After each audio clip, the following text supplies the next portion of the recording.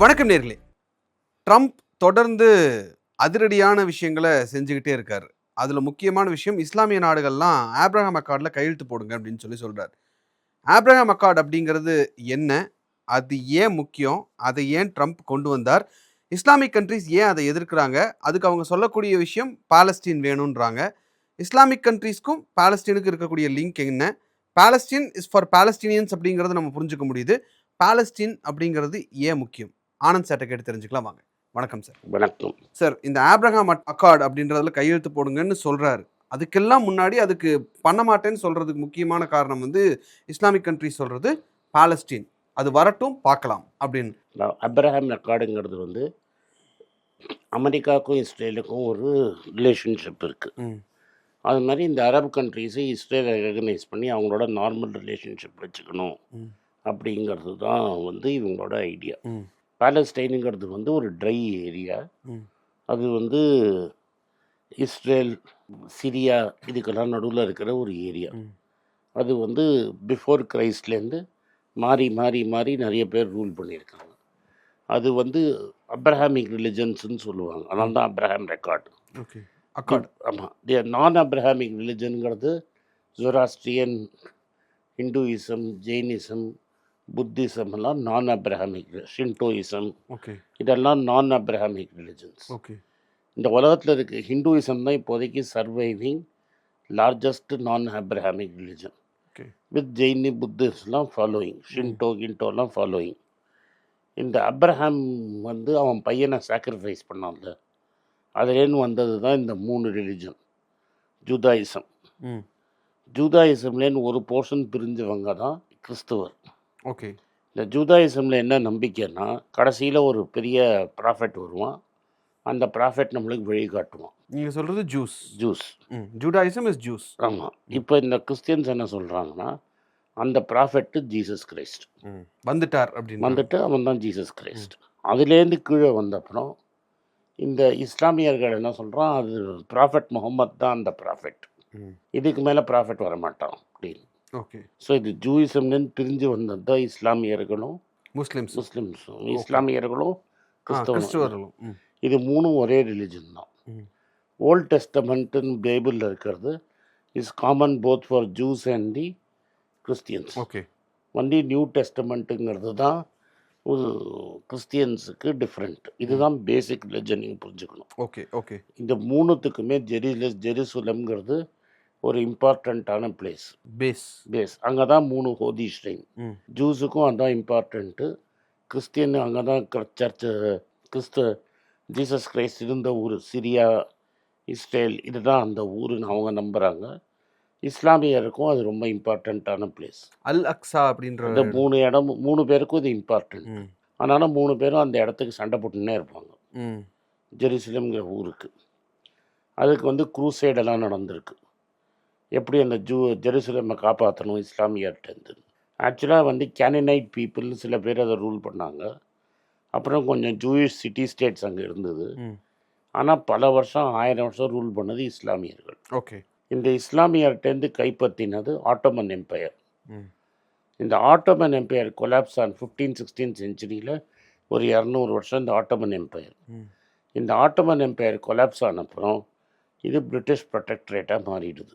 So எல்லோரும் இருந்திருக்காங்க அங்கே, கிறிஸ்டியனு, முஸ்லீமு எல்லோரும் இருக்கிறாங்க. இந்த கிறிஸ்தவர்களுக்கும் முஸ்லீமுக்கும் பல நேஷன் ஸ்டேட்ஸ் இருக்குது. ஓகே. யூதவர்களுக்கு நேஷன் ஸ்டேட் கிடையாது. எல்லா ஊர்லேயுமே யூதவர்களை தனியாக வச்சுருவாங்க. Okay. They are not people, normal people கிடையாது. அவங்கள ஒதுக்கி வச்சிடுறது தான் ஹிஸ்ட்ரி. ஆனால் அவங்களுக்கு லேண்டு வச்சுக்க முடியாது. லேண்ட் இருந்தால் தான் வெல்த் அந்த காலத்தில். So they cannot do agriculture. Okay. Agriculture பண்ண முடியாதுங்கிறதுனால யூதவர்கள் தான் ஃபஸ்ட்டு படிக்கிறாங்க. Okay sir. நம்பர்ஸ் இல்லைன்னா அவங்க தான் ஃபஸ்ட்டு எஜுகேட்டட் இலைட். படிப்புங்கிறது வந்து 10% கூட கிடையாது population. less than 5% of population is literate. அந்த 5%னா ஜூயிஷ் கம்யூனிட்டியில் literacy was extremely high. Okay. ஏன் ஹைனா, அவனால் வந்து ஃபார்மிங் பண்ண முடியாது. அவன் மற்ற வேலை தான் செய்யணும். அதனால அவன் மர்ச்சண்ட்டாக இருக்கணும். மர்ச்சண்ட்னா கொடுக்கல் வாங்கல் தெரியணும், காசு பணம் தெரியணும். till about 16th 17th century Christians cannot இன்னைக்கு இஸ்லாமியர் வட்டி கடன் வாங்க மாட்டான்னு சில பேர் இஸ்லாமியர் இருக்கிற மாதிரி கிறிஸ்தவர்களும் கடன் வாங்க மாட்டாங்க, அதாவது வட்டி வாங்க வட்டி மாட்டாங்க. வாங்க மாட்டாங்க. ஓகே. அதுக்கப்புறம் 17th century வந்து மாற்றுறாங்க. ம். ஸோ ஆனால் வட்டிங்கிறது கொடுத்து தான் ஆகணும். ம். ஸோ அந்த வட்டி கொடுக்குற வியாபாரமும் ஜூஸ் பண்ண ஆரம்பிக்கிறாங்க. ம். அதனால தான் ஜூஸ் பிகம் வெரி வெல்த்தி. நீ ஷேக்ஸ்பியர் படிச்சிருக்கேன்னா Shylock the Jew, merchant of வெனிஸ்னு ஒரு புக்கே இருக்குது. ம். அதில் வந்து ஷைலாக்னு ஒருத்தனோட கேரக்டர் வரும். ம். அவன் ஒரு பவுண்ட் ஆஃப் ஃப்ளஷ் கேட்பான். ம். ஒரு அவனை ஒரு நெகட்டிவ், ஒரு ஜூங்கிறவன் ஒரு மோசமானவன் தான் அந்த கேரக்டர் போர்ட்ரே பண்ணுவான், ஷைலாக் தி ஜூன்னு. ம். அப்படின்னா அந்த டைமை ஜூஸை வந்து ஒரு எதிரிகளை மாதிரி தான் பார்ப்பாங்க. அவங்கெல்லாம் ஒரு கெட்டோவில் தான் இருக்கணும், இந்த ஏரியாவில் இந்த குவார்ட்டரில் நீ இருக்கணும், ஒரு நெசசரி ஈவில் நீ. ஓகே.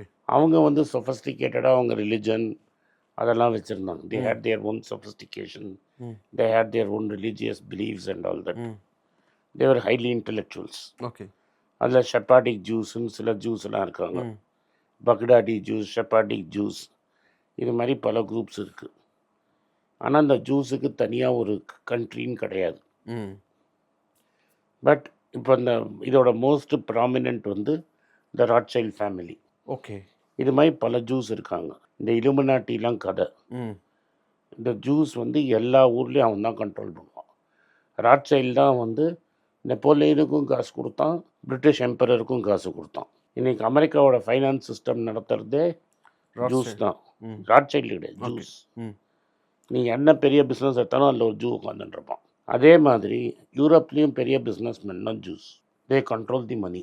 ம். அதில் ராட்சைல்ட் சொன்னது ஒன்று இருக்குது, he who controls you give me the control of the printing press ம். and I decide who sits on the throne. இந்த நோட் அடிக்கிற ரைட் எனக்கு கொடுத்துட்டேன்னா யார் ராஜாவாக இருப்பான்னு நான் தான் டிசைட் பண்ணுவேன். Okay. So juice were very sharp. ம். இப்போ ஜார்ஜ் சோரோஸ் ஒரு ஜூ, ஷெப்பாடிக் ஜூ. ம். இவன் ஒரு ஜூ, இந்த இன்டெலோட பெரிய ஆளாக இருந்த ஒரு Jew, hmm. Daniel Kahneman Jew, Amos Tversky Jew, Richard Feynman Jew. Hmm. So they அந்த கம்யூனிட்டி சைஸுக்கு the amount of Nobel prize they have won, amount of what they have contributed to the world is enormous. I think Alfred Nobel, அவனும் Jew கிடையாது, ஐன்ஸ்டைனும் Jew. Einstein, Alfred Nobel, Einstein. Yes. So இவங்கெல்லாம் இது மாதிரி ஒரு gang. ம். இவங்களுக்கெல்லாம் என்னன்னா எங்களுக்குன்னு ஒரு நாடு கிடையாது. 1917 பால்ஃபோர் டிக்ளரேஷன் ஒன்று. Okay sir. பால்ஃபோர் தான் இப்போ பிரைம் மினிஸ்டர் இருந்தான். ம். Balfour was under the pay of the Rothschilds. Okay.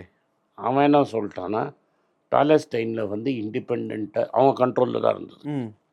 ஒரு இண்டிபெண்ட் ஜூயிஷ் ஸ்டேட்டு நாங்கள் விடுவோன்ட்டான். ம். அப்போ அங்கே ஜூஸே கிடையாது, மேக்ஸிமம் இருந்தது முஸ்லிம்ஸ். ம். கண்ட்ரோல் இங்கிலாண்டு இருக்குது. அவன் சொல்கிறான் நான் ஜூஸை உள்ளே விடுறேன்னு. அப்புறம் வேர்ல்டு வார் 2 நடக்குது, ஜூஸை பயங்கர மாஸ் மர்டர் நடக்கிறது, ம். படுகொலை நடக்கிறது, யூரோப் ஃபுல்லாக ஹாலோகாஸ்ட் நடக்கிறது. அவங்க பயங்கரமாக எல்லா யூரோப்பியன் ஸ்டேட்ஸும் கலெக்டிவ் கில்ட்டில் வராங்க, இது பண்ணிட்டோம் நம்ம ஓவராக பண்ணிட்டோன்னு. ம். அவங்க உடனே இதான் சாக்குன்னு கேட்டு இதை வாங்கிடுறோம். ஸோ செகண்ட் வேர்ல்டு வாருக்கு அப்புறம் தான் இந்த விஷயம் உள்ளே போய் பார்க்கும்போது தான் இந்த மாதிரி ஜூஸ் எல்லாம் அப்படி ஆயிருக்காங்கங்கிறது தெரிய வருது. எங்களுக்கு போகிறதுக்கு நாடு இல்லை அப்படின்றதுனால அந்த இடத்துல இஸ்ரேலுங்கிற ஒரு நாடு பிறக்குது. இப்போ பிறக்குது ஜூயிஷ் நேஷ்னல் கவுன்சில்னு. ம். ஓட்டெல்லாம் யூஎனில் ஜெயிக்கலை, ம். அவங்க பணத்தை வச்சு அடித்து வாங்கிட்டாங்க.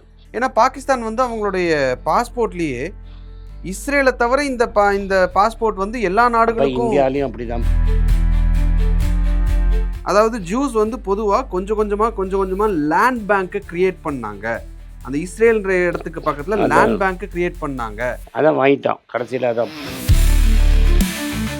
இந்த அக்கார்டில் மற்றவங்கலாம் கூட கையெழுத்து போடுறதுக்கு வாய்ப்பு இருக்குது, பாகிஸ்தான் போடுறதுக்கான வாய்ப்பே கிடையாது. சும்மா எவனும் போட மாட்டான். பாகிஸ்தான் எது வேணா பண்ணும்.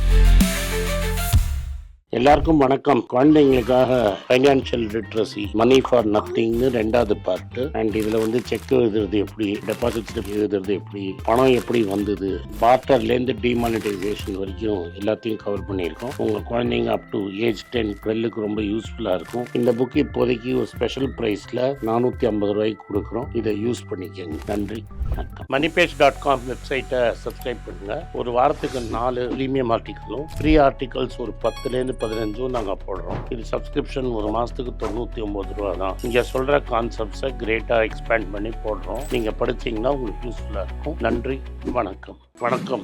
குழந்தைங்களுக்காக ஒரு புஸ்தகம் லான்ச் பண்ணோம். அது ரொம்ப சக்ஸஸ்ஃபுல்லாக இருக்குது. யாருக்கெல்லாம் அந்த புஸ்தகம் போடணுமோ எங்கள் டீமுக்கு கான்டாக்ட் பண்ணுங்கள். கீழே இருக்கிற நம்பர்லேயும் வெப்சைட்லேயும் கான்டாக்ட் பண்ணிங்கன்னா உங்களுக்கு அந்த புஸ்தகத்தை நீங்கள் வாங்கிக்கலாம். மற்ற எங்கள் புஸ்தகமும் அவைலபிள். எங்கள் வெப்சைட் மூலமாகவும் வாங்கலாம். கீழே இருக்கிற வாட்ஸ்அப் நம்பர்லேயும் மெசேஜ் அனுப்பலாம். நன்றி, வணக்கம்.